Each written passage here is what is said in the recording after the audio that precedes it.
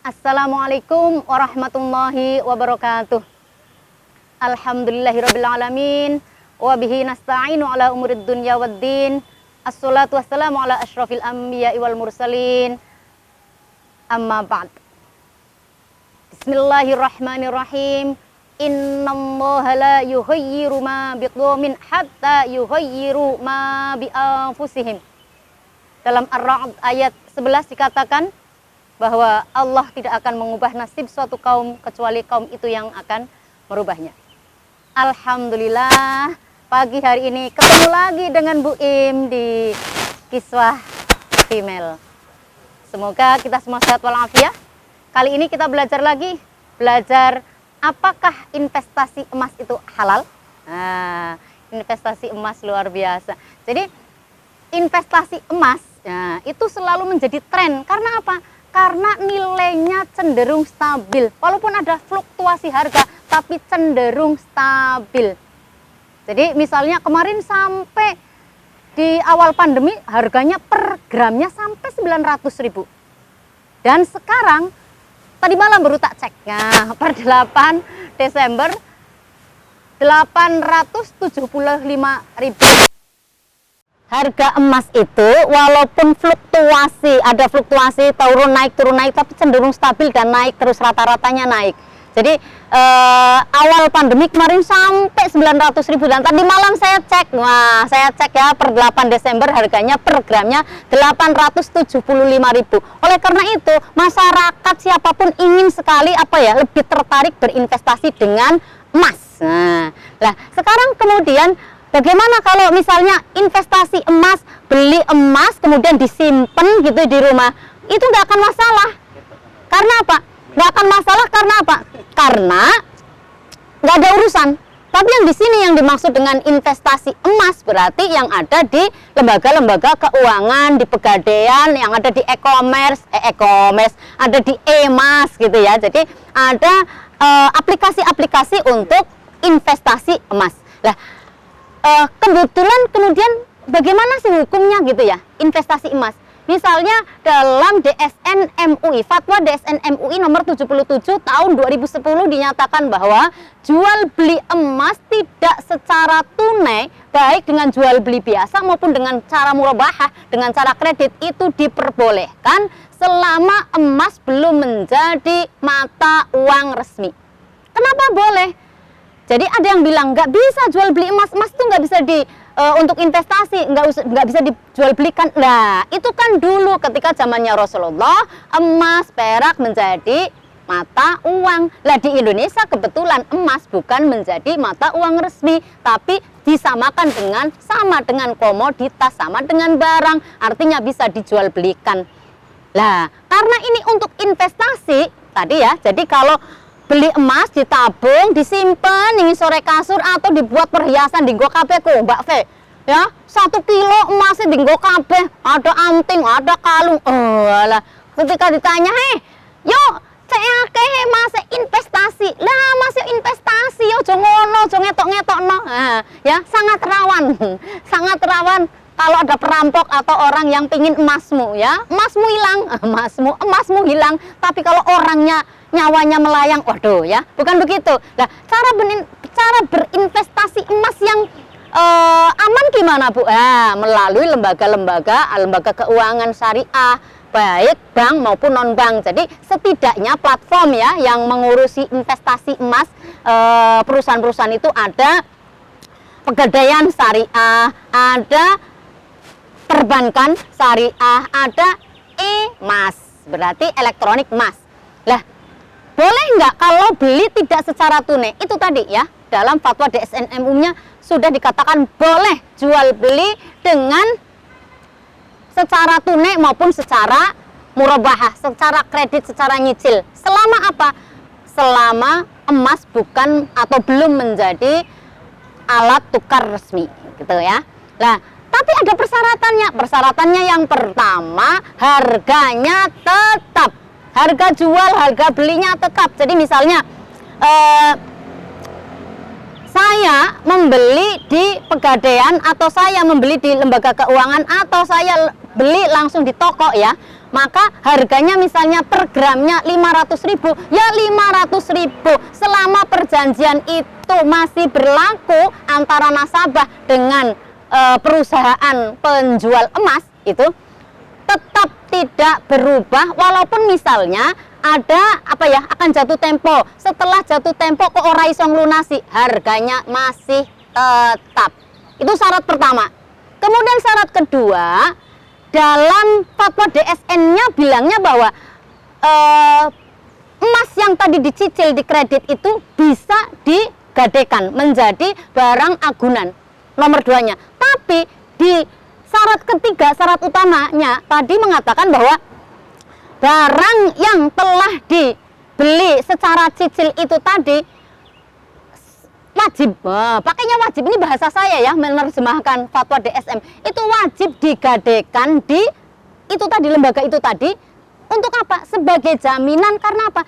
Barangnya ini yang belum lunas tidak boleh kemudian dipindah tangankan menjadi milik orang lain. Itu sangat bahaya. Sebenarnya kok bisa peraturannya begitu? Bukankah dalam fikih-fikih klasik dikatakan bahwa kalau kita membeli barang secara kredit walaupun belum lunas, itu kalau sudah diserahkan, kita lagi mencicil, itu sudah menjadi milik tam, menjadi milik sempurna kita dan bisa diapa-apain. Tapi kalau ini kemudian dipakai ke industri keuangan, itu sangat berbahaya. Sangat berbahayanya apa? Berbahaya bagi stabilitas lembaga keuangan atau penerbit uang emas tadi, atau juga berbahaya kepada si nasabah, si pembeli. Karena Pak bisa terjebak pada transaksi fiktif. Kan bisa saja saya edok-edok Mas, beli ya ke tokonya Mbak V, tuku 5 gram, tapi hanya nyicil pertama misalnya 500.000. Habis itu transaksi kemudian emasnya dikasihkan tuh ke Mbak V. Habis itu V menjual. Nah, ini kalau salah satu mazhab itu boleh, sudah milk tam. Tapi kalau ini dipraktekkan ke lembaga keuangan syariah, sangat bahaya. Oleh karena itu, untuk satu zari'ah, pakainya dalam usul fiqh namanya satu zari'ah ya, supaya apa ya, tidak ada kemudorotan untuk si bank dan supaya tidak terjadi transaksi fiktif, maka tidak boleh, wajib jadi agunan sampai nanti lunas baru diserahkan. Terserah panjenengan mau apakan, mau jual lagi, mau diapakan lagi, terserah. Tapi selama kreditannya belum lunas, tidak boleh memindah tangankan, memindah milikan emas yang tadi panjenengan cicil belum selesai. Begitu. Selanjutnya, kalau tadi kita berbicara tentang fatwa DSN MUI yang membolehkan jual beli atau membeli emas secara kredit gitu ya, kita akan memperjelas tadi. Pertama tadi bahwa harganya tetap tidak berubah. Contohnya misalnya, artinya ketika akad itu disepakati harganya 500.000 per gram, ya tetap. Jangan sampai misalnya harganya misalnya beli 10 gram dengan harga 500.000, berarti 5 juta ya. Dengan dicicil 2 kali selama 2 tahun, berarti tahun pertama nyicil regane harganya 2.500.000. Lah ternyata baru 1 tahun harganya melonjak tuh. 2 kali lipat. Yang harusnya sak gram per gramnya 500.000 naik menjadi 1 juta. Lah, apakah kemudian gitu ya, boleh nggak? Oh, berarti cicilan yang 2.500.000 itu dianggap baru seperempatnya. Artinya masih harus 4 kali nyicil. Nggak boleh ya, tidak bisa. Jadi tetap ya, ini bedanya ya kalau yang di kredit-kredit syariah, berbasis syariah itu seperti itu. Tetap dengan harga yang tadi. Jadi walaupun harganya naik tetap. Ini kenapa perlu dipertegas? Ya, karena untuk keamanan nasabah juga lembaga keuangannya. Walaupun dalam prakteknya, ini dalam prakteknya di masyarakat, ini juga ada makolahnya ya dari mazhab Syafi'iyah bahwa kalau saya hutang saat ini tahun 2021, utang sak kintal akhirnya ya 10 kilo sajalah, 10 kilo beras. Regane sak kilo nih 10.000, berarti 100.000. Nah, ini biasanya prakteknya orang buwuh itu loh Mbak. Buwuh itu utang, dianjap utang dicateti. Saya buwuh nang Aisyah ya. Aisyah penyunati Samsul, ya. Saya bantu, iki memang bantu, ya. Kan ada tradisi begitu, utang ya antar saudara biasanya. Saya ngutangi Mas Samsul ngutangi Aisyah 10 kilogram, Mas. Lah, perjanjiannya nanti kalau saya ganti nyunati anakku, Aisyah kudu nyaur. Nyaurnya pakai apa? Nyaurnya pakai 10 kilo lagi. Walaupun 10 kilo zaman segitu, zaman sekarang berbeda.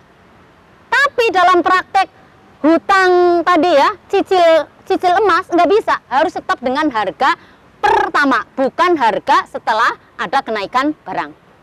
Nah, kemudian yang syarat ketiga tadi, tidak boleh selama proses cicilan belum lunas, tidak boleh dipindah milikan. Contohnya, ini orangnya saya tadi yang beli ya, misalnya saya beli ke Mas Roci, Mas Roci.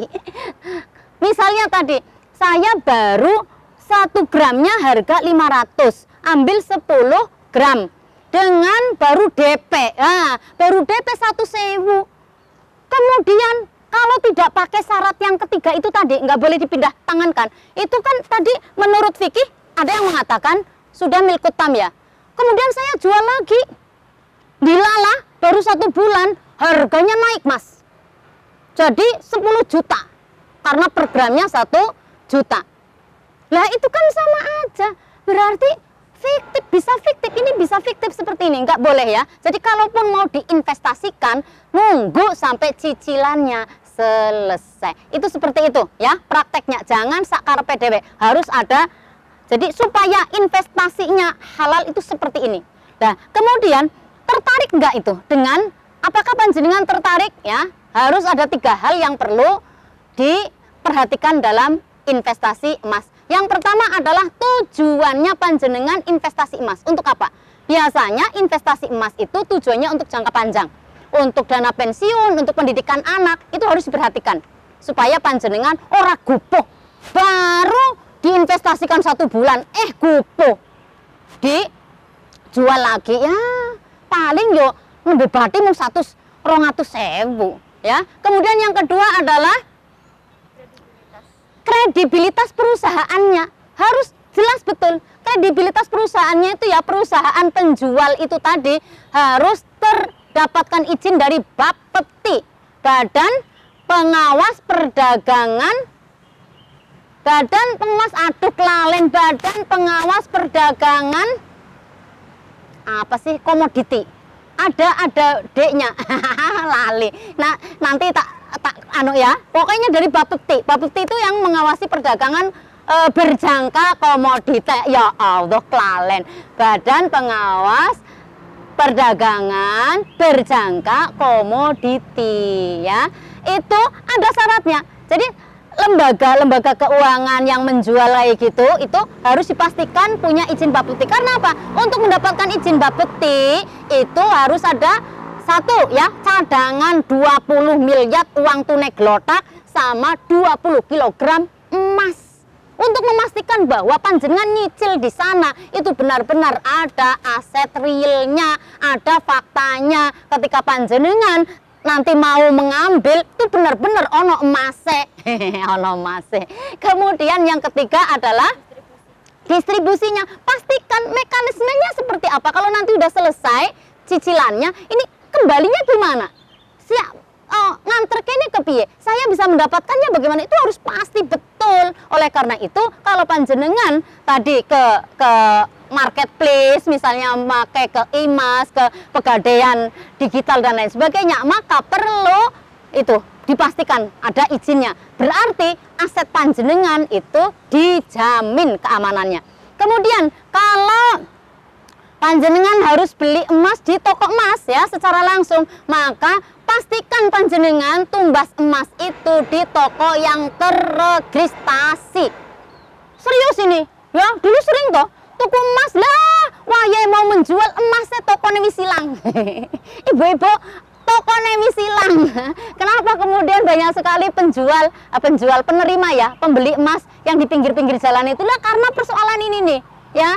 Ketika saya mau menjual dulu perhiasan saya, emas saya, tokone wis silang. Nah, sekarang zamannya sudah berubah, ibu-ibu ya. Ojo terlalu percaya padu ono duit padu.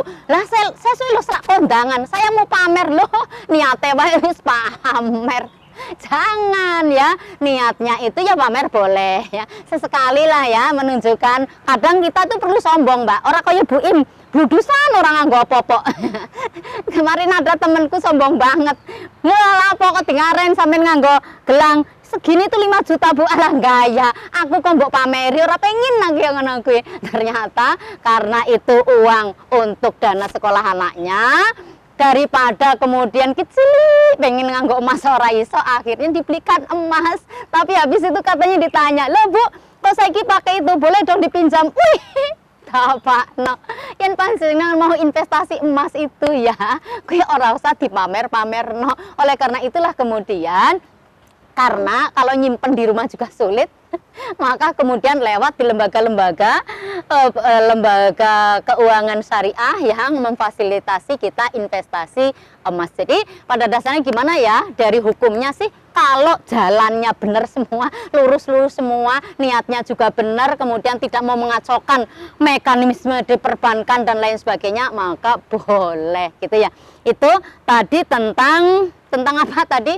Investasi emas modelnya seperti apa dan kemudian apa yang perlu diperhatikan. Nanti segmen berikutnya kita akan membahas apa sih jenis-jenis emas apa wae sih sebagai apa ya, sebagai pengetahuan bagi kita.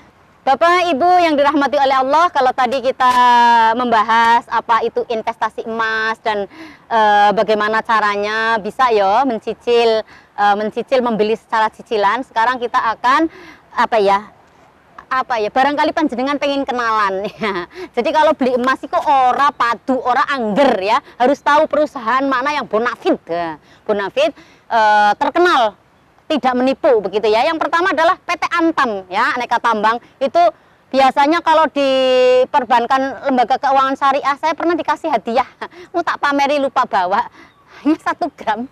Itu sudah ada identitasnya loh, ada gramnya, ada nomor serinya dan lain sebagainya, keren banget ya.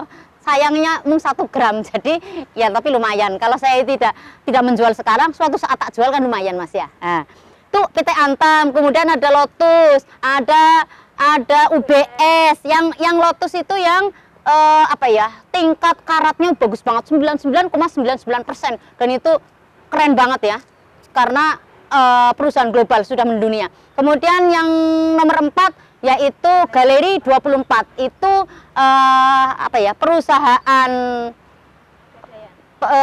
perusahaan pembuat emas, perhiasan dan lain sebagainya, anak perusahaannya Pegadaian.